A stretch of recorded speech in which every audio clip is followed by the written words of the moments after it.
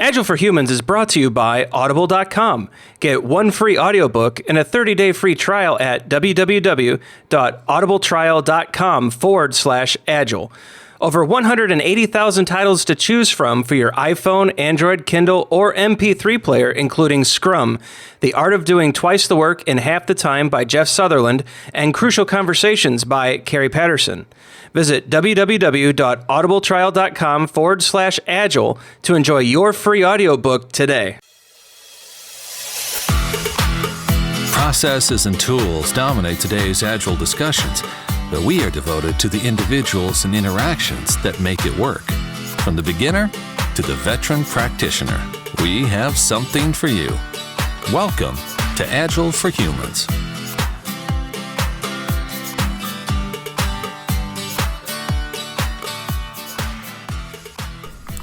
All right, welcome to this episode of Agile for Humans. This is a special one. We're actually down in Indianapolis, Indiana. I'm with Billie Schuttpelz and Kim Brainard, Agile Brain on Agile, all that stuff, right? Did I get it? I think that's about right. Brainiac, yeah. Brainerd, Brilliant Brainerd, Brilliant Brain. Okay, good. Yes, there you go. So we're down in Indy. We're all speaking at the AgileIndy Conference this year. And before we got started, I think we'll just pull this into the show. We're just talking about how amazing it is what they put together here. We just got through the first half of the conference. We all gave our talks, so now it's a collective sigh of relief, and we're able to just chat. Got through the lunch. I mean, it's just phenomenal what AgileIndy has put together. My mind's blown. I'm in the Chicago market. I mean, I haven't seen anything like that up there. I know, Kim, you're all over the country. I mean, have you seen just such a local meetup group turn into just something this big? No, I haven't. So I recently co-chaired the Scrum gathering in San Diego about a month ago, where we had about 1,100 attendees, and the gathering went off well. But then I went right over to Big Apple Scrum Day, where we had almost 300, and then also over to Europe to their local meetups in London. And I'd have to say, wow, Indy really brought it this year. Yeah. We have almost 700 attendees here, and the energy, the conversations, I mean, the food, the opening keynote. I mean, round of applause. My hat goes off to this group. I mean, bring it to the center of the country, and you guys definitely have gotten it done. Yeah, couldn't agree more. It's awesome. Yeah, there's been really good conversation in all the sessions that I've popped into. Just the energy and everything that everyone's talking about and interacting together is amazing. Yeah, it's a pretty cool vibe. Mm-hmm. It feels like, especially in Indy, there's just a large group of people who really want to adopt Agile and who really want to understand this. And my no estimates session, normally it's a very confrontational, people want to argue. Yeah. And in this case, I mean, there were just really good questions. The people really were embracing the content. They were thinking about it. There was just a good, like you said, a good energy in the room. And I think you guys saw the same things in your sessions, right? Yeah, absolutely. We started it off with fun because our brains are we learn when we're having fun. So that's how we started off the neuroscience of communication, coaching to impact this morning with fun. And even the one woman had a great question during one of the exercises, and she's like, so when is it okay to respond? Yeah. And I love that question. Because, we were practicing. So the exercise is we were practicing listening and being present. And Kim was walking us through, as coaches, we need to really actually hear what they're saying and not just completely respond instantaneously with what's going on in our head. So that was the exercise. And then we were talking about, the woman's question was, should we be that silent? Because in the exercise we weren't allowed to speak at all, and that was really awkward. And you explained really well that no, that wasn't your point. Oh, absolutely not. It's just about being present, being in the moment, and taking your thoughts away from everything that you've been at previously and being there with that individual. Yeah, and I loved what Kim said after that. Part of your debrief on that was about that as a coach, we can take information in and then we can go home and think on it and come back the next day and have some aha moments. And that actually happened to me recently, just last week, actually. So some managers had given me some information about one of the women on the team. And in the moment, I was absorbing it all. I was pondering it. And it wasn't until that night that I went home and I thought, why don't we make her a tech lead? Like, that's everything they just said, was that this woman wants to be a tech lead. She has all the skills. We all love her. What's holding us back? And that was my aha solution. I mean, it's not an aha, but I needed to rest on it, like you said. Like, brain break. Yes, taking a brain break. And then the next day I could go and I presented that, and they were all like, oh, that was so obvious. Why didn't any of us see that to begin with? So, yeah. It's that pause, and it's something that I think we've talked about on the podcast in the past, especially through the responsibility process with Christopher Avery, where it's just taking in information and then pausing is so important. And it's, for me especially, I have a hair trigger on a response, and that can get you in trouble. There are some times where I make the wrong answer very quickly, so at least I'm efficiently wrong. But it's just amazing how you take a moment, you pause, or even like what we're saying, you just go to sleep. Like we were all talking last night. So a common speaker thing, we'll give a little inside baseball. None of us are prepared, right? Yes. So yes. we're all just pull back the curtain. Yeah, pull back the curtain a bit. When you see one of us give a talk, I think we all have been doing this long enough. The talks look polished. I think we all do a really nice job presenting and taking questions, and it all looks very easy. It's like I always compare it to watching, here's a sports reference, Ernie Els in his swing, the Big Easy.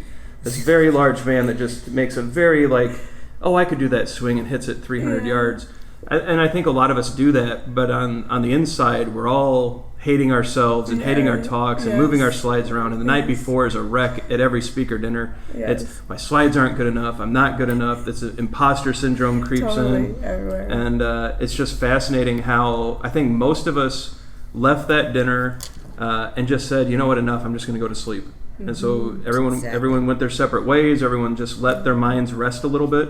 And I think the next morning we all figured out the kinks in our talks, worked them out, and they all went great. So it's just fascinating to me how, if you just, how much progress you can make by just doing nothing for a little bit. And how that's so counterintuitive, right? Yeah, totally. Yeah, the rest and the relaxation just brings our brains back to life, I think. Yeah. But what I love is that the speaker community, it's like we're all there for each other to remind each other of that, hey, no, you got this, we're good. It's all the things that internally in ourselves we have trouble pulling out. But yeah, like you're right, at the speaker dinner, everyone's saying the same thing, and we're all reassuring each other. Yeah, I walked in there and we sat down, and I think it was you, Billie, that said, my slides aren't done. I'm like, oh, thank God. I'm not the only procrastinator. It wasn't even that. Right. It's that, are we're really needing to also inspect our ways and eat our own dog food. And you saved the day and said, Kim, what's your MVP? Right. And so at 4:10 this morning, as I'm sitting there, that's 4:10 a.m. MVP. And nobody then, wants Billie's voice in their head at 4:10 a.m. I'm like, that's it, MVP, and let's get it done and keep it. It's amazing how much all of that applies even to the public speaking, to workshops that we're giving. It applies so much as a coach because we talk so much and we pull so many things out of the air. We're constantly improvising. But keeping that MVP in our mind of what's our minimum sentence, what's our minimum slice of learning, what's our minimum anything that we're trying to give the client, rather than delivery. Just blowing air, blowing hot air. So it's emergence, right? And what I find interesting is so many of us think that we can, and I'll just speak for myself. I'll sit down and write a whole talk and put together an hour worth of slides and pretend like I know what people want to hear or what they need to hear or what's valuable to them. And then you start giving the talk and the first question pops up and you realize, wow, I did not nail this at all. And it's just had me thinking about the way we give talks, the way we do trainings, the way that we communicate with other people. Should we be showing up with a preconceived notion and a complete deck, or should we just lay down, it's kind of like the open space idea, right? Here's a concept that I'm interested in. Now let something happen. Right. And it's I'm kind of starting to get at odds with this, where I used to really like having all this prep work and this idea that I could have this control, but then I'm also falling into the same trap that I argue against.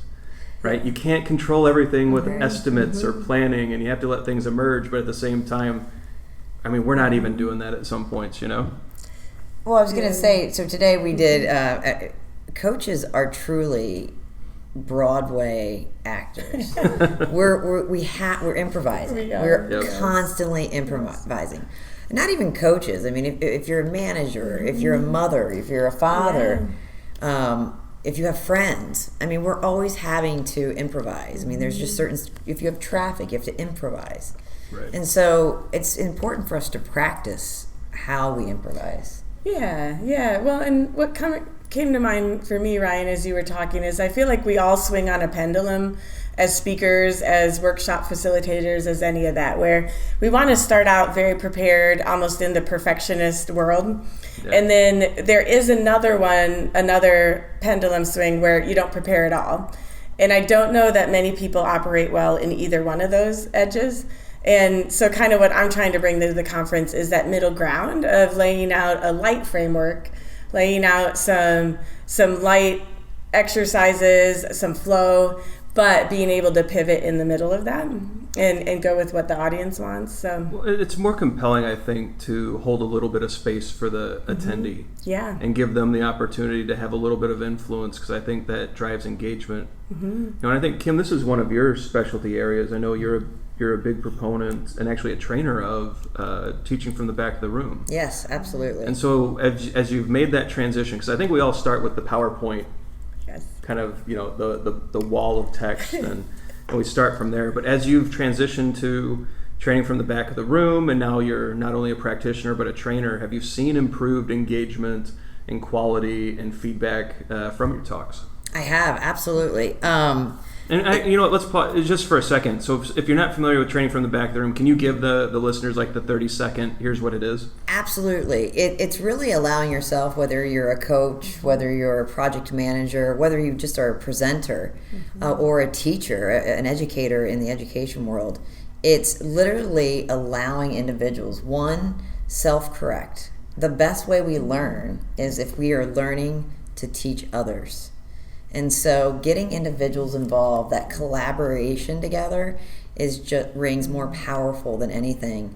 And as someone who's facilitating, the best facilitator is the one that steps back and lets the audience engage. And the magic that happens is undescribable. And training from the back of the room will take you into your right brain, release that subconscious mind, and that creativity is going to go through the roof. It's awesome. And it's you as an individual that creates that reality for yourself. And then you take that reality and you bring it into your organization, whether it's a classroom or whether you're presenting. But we don't want to sit there and read paragraph after paragraph. Sometimes it's nice to have visuals, but we learn by doing. Yes, learn by doing. How have you seen your sessions improve? Like, did you do sessions before you started training in the back of the room, and then? So I've always been an individual I can't be in a cage. When I was in school, I can't say I was the best student because I had this thing in front of me. In fact, I was telling you in another podcast, I was told to sit there, be quiet. And I'm like, you know, it's like a noose almost. I'm like, oh my gosh. I'm like, okay, I'm sitting there, I have to be quiet. It's not natural, and it really has to do a lot with brain science. So when I learned about this thing called the brain, one of the most useful muscles that is not truly utilized because we're completely outsourcing it, I'm like, okay, well, I can really use this little 3-pound muscle and understand what it needs in order to help me be a better trainer and facilitator. And so when I took these concepts and I was teaching these tools and techniques in the course, I've had individuals and they're like, oh my God, thank you so much. You know, my students passed. They all passed the test. And I'm like, what did you do? And they said, well, they began talking to each other. Wow. And I'm like, wow. Yeah, they never spoke before? And I'm like, no, you know, they sat behind that desk, that little school desk that we all had. And that she said that they put their desks together Good. And that every 20 minutes she has them get up and do some certain different exercise. And I'm like, that's so cool. Yes. Because our brains need a break every 10 minutes. Let's adjust our ways. Let's change it up. Stand up, sit down, move around, illustrate, find the way that you can communicate with individuals. And so it provides a way to reach certain individuals, no matter who you are, and discover the best way that you can learn, and then take that back with you. And that's where the MVP comes in, though. And that's why I said that to you last night, because I also tell people, like, no more teaching or slide presentation, no more content than 20 minutes, hopefully less, and then get them up to move. But the problem that people have is then how do they take all the content they want to teach and figure out those 20-minute slices? Like, that's what I find. That's the MVP slices in learning. We use the 4 C's in training from the back of the room. So you want that connection. You really first need to get that connection, which is why it's like, okay, what's going on that's going to connect me to either the space you're in, that individual where you become present with that individual. So you need that connection. And then we take that 4 C's map that walks you through the principles of training from the back of the room. So it's really fun. So along with connection, you have your concepts. Okay. And so basically you have the concepts, and you could also attend the course to really get into the I will come out. I'll catch your next course. Absolutely. I'll give it a shot. We have one in Baltimore, June 26th and 27th. I should know that. It's probably on a website somewhere. Hey, it's on my short list of trainings to do. I believe in it. Even the talk I just gave, they put us in a massive room. It's filled with people. I can't stand behind a podium. Like, I'm a free range speaker. Yes. I have to move around. And actually, I like going out into the audience and then having a conversation. Like, I don't believe that, like, I should be at the front pontificating about something for an hour and okay, stop talking, be quiet. Now, if they want to talk about a concept or something that I've brought up, let's have that conversation. That's going to be more valuable than any slide that I came up with 3 months ago while I was starting to put this talk together for this speaking cycle. So I totally agree with it. I like the visuals, so I like just having a picture. Like, if I can talk about a concept and put a funny little picture up, you get that laugh. And what it does is, I think, make people shift a little bit in their seat, and then they're awake again. Yep. And I think that's critical. So I see a lot of congruence there. Very happy to check that out. So I appreciate you explaining that. It's in the session today we had Play-Doh out and just little odds and ends, fidgety things. You got to keep them awake. Adults need to multitask. They need to have something in their hands while they're learning and staying awake. Yeah. People probably wondered what the heck it was for, but it was just, hey, if you want to play with Play-Doh, dig in and dough away. Well, if they're curious, they're listening. And so I think that's critically important too.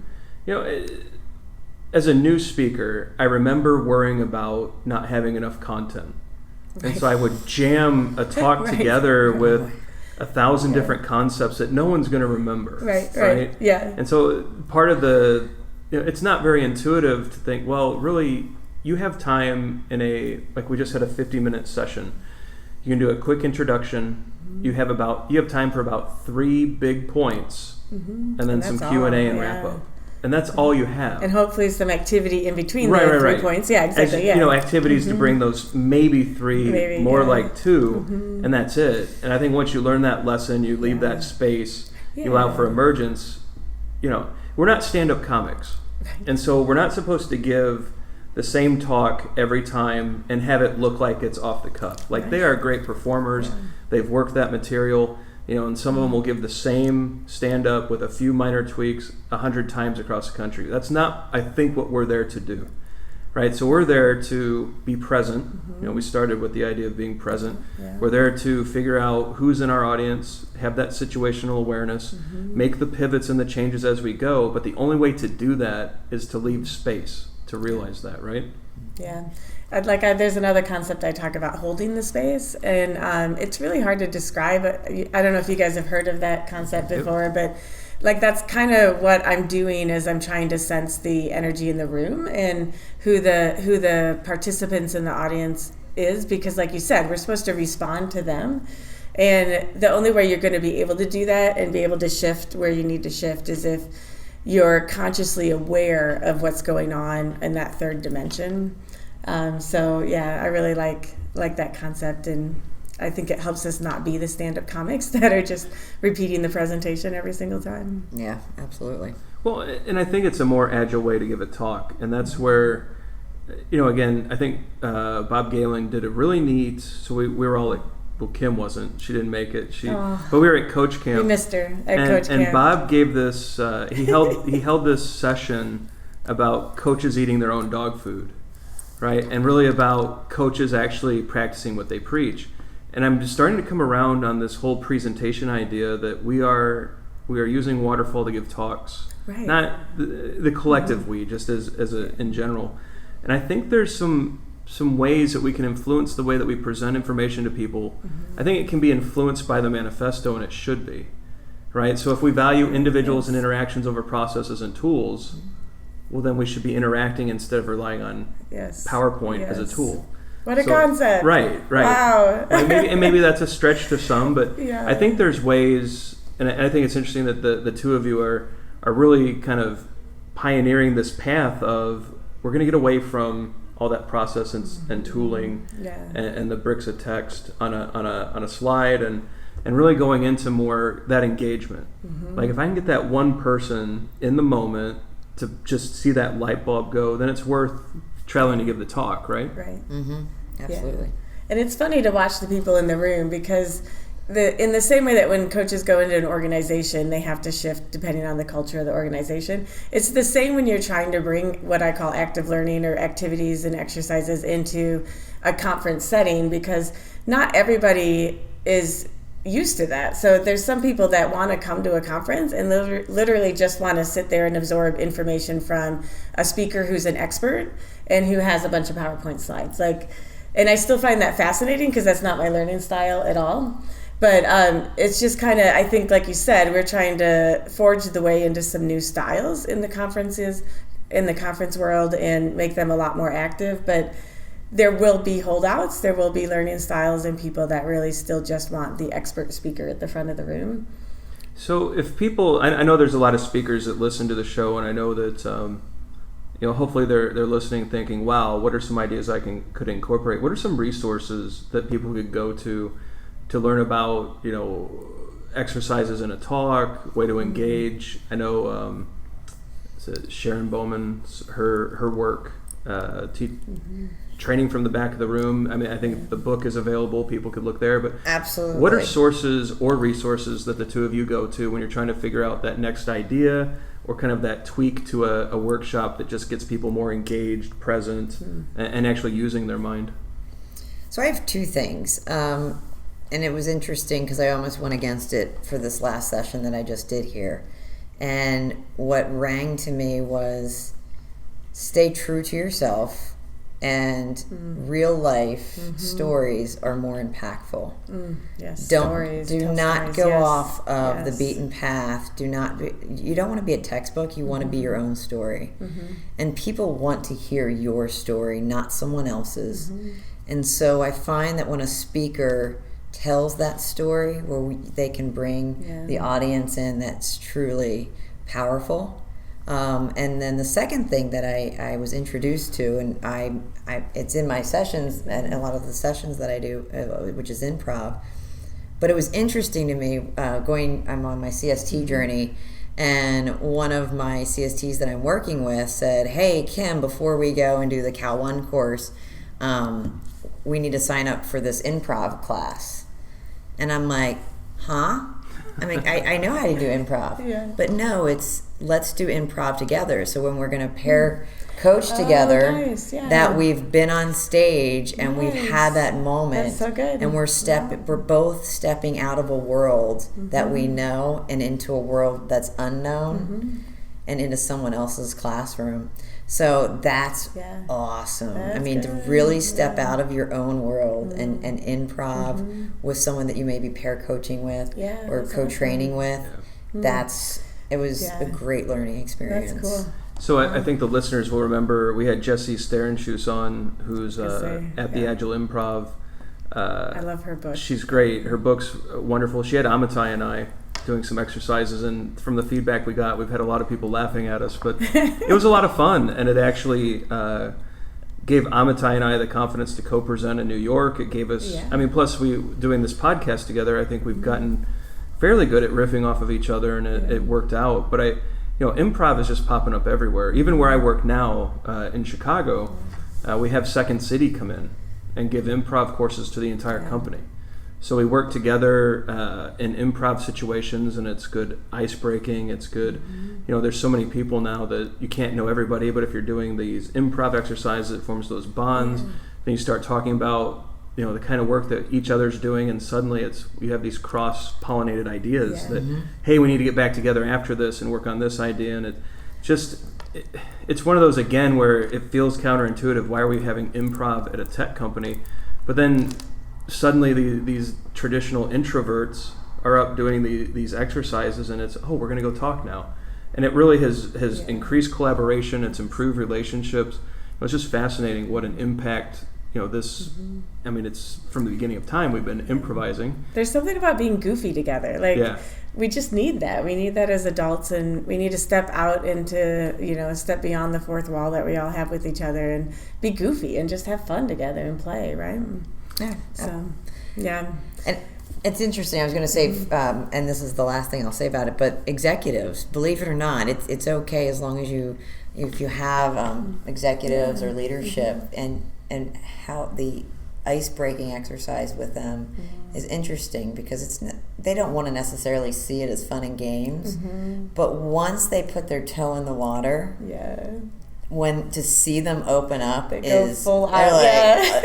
Some of the best improv has been from the CIO of the company, and I'm like, sweet. I know. I got a CIO to do some Bollywood dancing on video, so that was fun. Win. And he was good at it. That's what we didn't even know. We were like, oh my goodness, you're really good at that. But it's interesting too. I would assume the teams then made a stronger connection to that executive, and suddenly it's not someone throwing down commands. This is a person who has funny quirks and things too, and they're human, absolutely, and we all are. Thankfully, we all are, right? So I got a couple more resources. You brought up the resources thing. So one of the books that transformed me was Sam Kainer's Facilitator's Guide to Participatory Decision Making. Okay. And it sounds like it wouldn't be about facilitating, but it really is. He has a lot of really good things about flow and how to lay out your sessions in there. So I love the Sam Kainer book. Obviously the Lisa Atkins stuff, and Diana Larson and Esther Derby. I used to go on YouTube and watch a ton of their videos. So I'm not much of a reader of a literal book. I like audio and visual learning. Yeah. So the YouTube videos are amazing. And then my background my master's is in adult learning. So it was in that I learned about the 20-minute cycle. Don't do any more content than 20 minutes, and then get them up and learning, and make sure you debrief afterwards. Cool. So that it stays in a tight loop. And Bill Wake from Industrial Logic was actually very influential. He had a really unique way of developing his internal learning that he was doing at a company I used to work at. And so he would literally write the class in the week.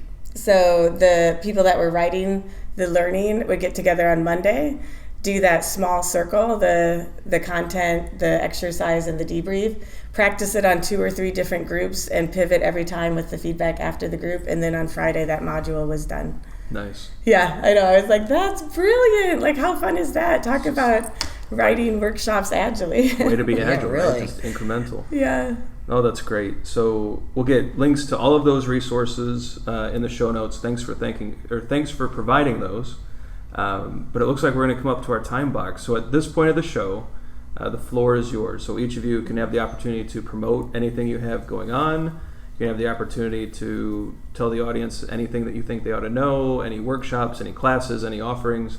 The floor is yours. So Billie, if you'd like to go first. Sure. What would you like to get in front of the listeners? I think I'd like to get kind of a startup idea that I'd love feedback on. So I'm trying to put together some facilitation cards with that concept of content demonstration or exercises and debriefing. And so I want physical cards that we can lay out on a table and create our visual flow. So if anybody has ideas and wants to contribute to some feedback on a product, like kind of a lean startup focus group idea, that would be great. And my Twitter is at OopsLandBillie. So it's at OOPS, oops, LAND.